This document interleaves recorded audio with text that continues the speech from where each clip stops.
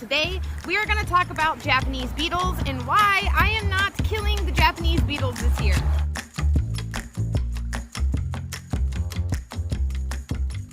What's up, you guys? My name is Tanya, and we are here on Nightfall Homestead, and our channel is called Micro Homesteading with Jake and Tanya because we homestead on less than an acre of land, and it's very doable. Today, we are going to talk about Japanese beetles and why I am not killing the Japanese beetles this year. I'm sure you've all seen these beetles. I've seen these beetles, but never knew that they were called Japanese beetles. I've never had an abundance of them until this year. Like little shiny green, like metallic-y, you know, like when you're at a gas station or a truck stop and you see like a mud puddle and you can see like those metallic-y like rings floating in the puddle, like that.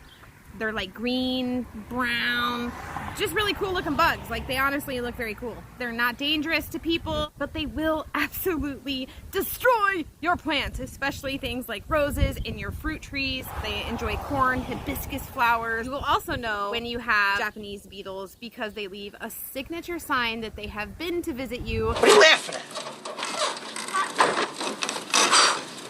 You did it again, didn't you? And that is when your leaves look like lace on a doily or like a skeleton. It just leaves the veiny parts of the leaves. You left the water running, didn't you? What's wrong with you? Why do you do that? I told you not to do it. Harry, it's our calling card. You are left with just the veiny parts of your leaves. All the great ones leave their mark.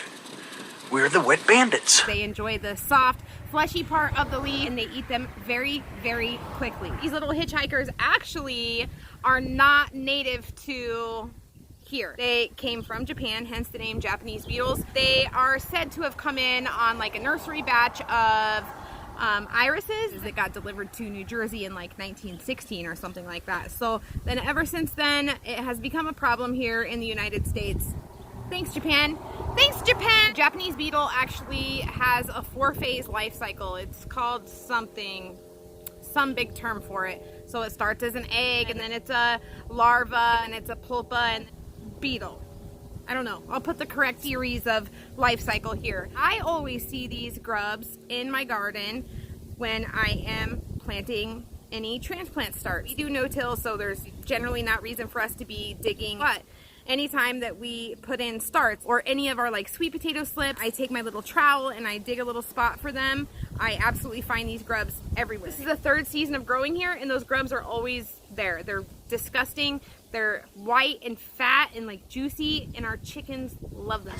Hey, this looks like a good spot to rustle up some grub. Ew, what's that? A grub. What's it look like? Ew, gross. But for the most part, I just leave them there. I've never had a problem with them, although the grub form of this Japanese beetle can 100% be destructive to your lawn, to your plants in your garden. They don't just eat the leaves when they come out in beetle form. They will feast on the roots of your plants. I was out weeding the garden. We have some bindweed, which I usually just kind of let happen. It covers the ground, it suffocates the other weeds that are there, and unless it's getting close to one of my vegetable plants, like my tomatoes or my cucumbers, in this case, that's what they were getting real up close to them. So what I do is pull the bindweed and I just like chop and drop it. I just lay it back down so that way the nutrients from that decaying plant goes back into my soil, right?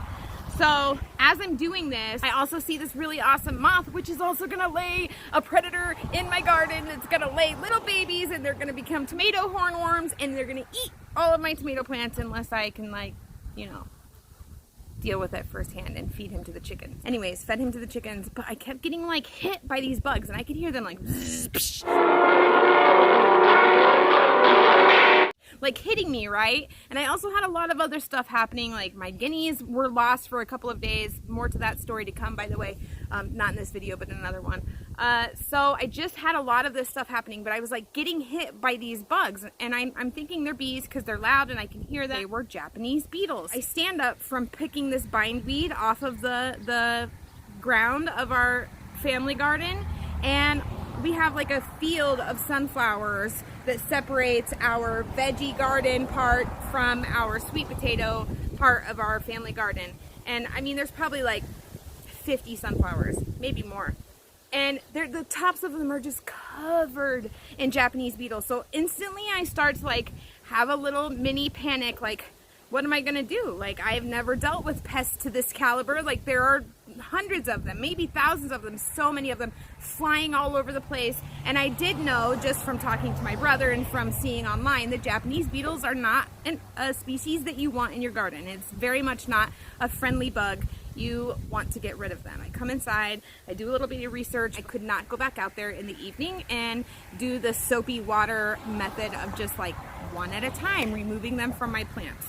I go to bed that night very worried that I'm gonna wake up to all of my plants eaten because there were so many of them. And these are heavy feeders. They eat a lot and they eat quickly, and they will do a whole bunch of damage if you do not get on top of things. So the next morning I go out, I have my soap water and my tongs, and I'm ready to pluck Japanese beetles off of every single plant that I see them on. Then I notice that they're not eating my plants. None of them. They're not eating my plants at all. In fact, I looked at every single plant in my garden, my basil, my tomatoes, my I have ground cherry, eggplants, I have sweet potatoes, I have regular potatoes, I have all kinds of stuff in our garden. Nothing was being chewed on by these Japanese beetles. There were still lots of beetles, but they were not eating anything, and they had been there for a good 12 hours or longer at this point.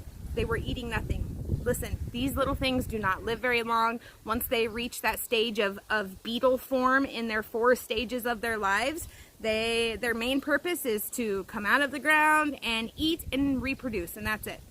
Then they die. They're alive between 40 and 60 days, very quick. When they come out of the soil, it's like, and there's lots of them. I'm telling you, it was like a swarm of Japanese beetles. I'll have to see if I still have any of that footage left, because they were just everywhere. I'm looking in the garden, can't find anywhere that these beetles are eating any of my leaves on any of my plants. So I start checking the rest of the property. We have some fruit trees that are saplings, they're not very big. We have plum trees, mulberry trees. We just have lots of things that these Japanese beetles very much should be wanting to eat. We have walnuts, we have maples, both trees that they also prefer to munch on. I can see the Japanese beetles. They are very present here, but they are not eating anything. I did go out to the ditch where I have a bunch of native, like, volunteer plants that happen. One of them being an evening primrose, and it's right next to like a milkweed plant. And at first I thought that they were gonna like attack the milkweed because they were on the milkweed, like really on the milkweed, but they weren't eating it. Still not eating it. The milkweed is very healthy, but the evening primrose, they are nibbling on the leaves a little bit, but I have not found one leaf that was fully taken out by these beetles. Up in our ditch area, we also have things like hairy vetch, jack in the pulpit. We also have bachelor buttons and lavender and sage and cosmos and zinnias and milkweed and bindweed and clover and chicory and wild lettuce or prickly lettuce.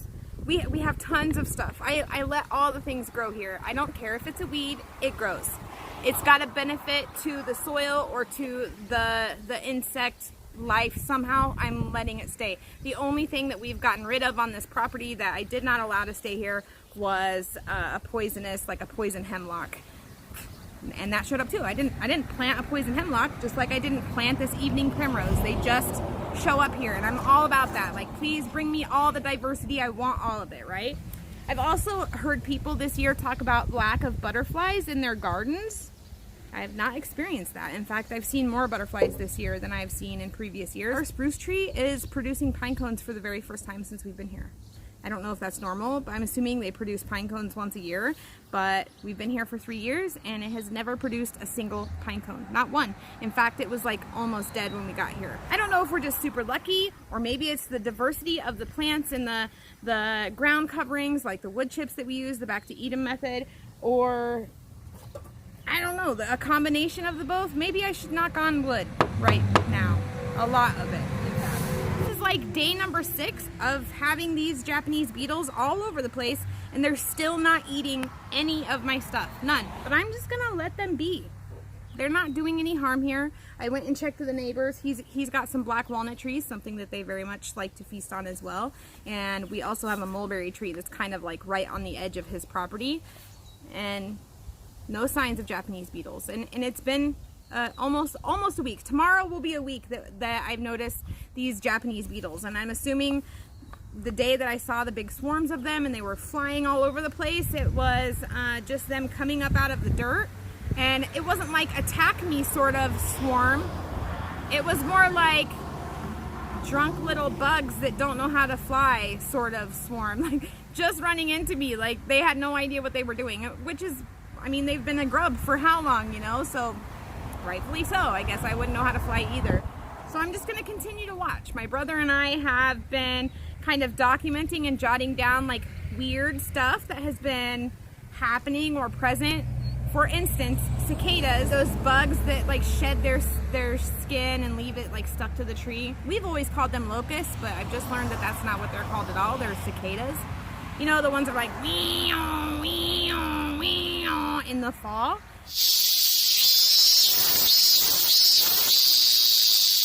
That was a great representation of that noise, right? Those bugs, I always remember hearing them in the summer when I was little, and that nostalgia of that sound was just a like mental note to me when I was a little kid that summer is coming to an end and school will be starting soon within the next few weeks. But now we're hearing cicadas in June. My brother heard a cicada in the last week of June, and which is very not normal for here. So just weird random things like that. For instance, I have not seen grasshoppers the whole time that I've lived here until this year. They're also not doing any damage to any of my plants, so I'm letting them be. We don't do any sprays or powders or any sort of treatment like that on any of our plants or any of our property.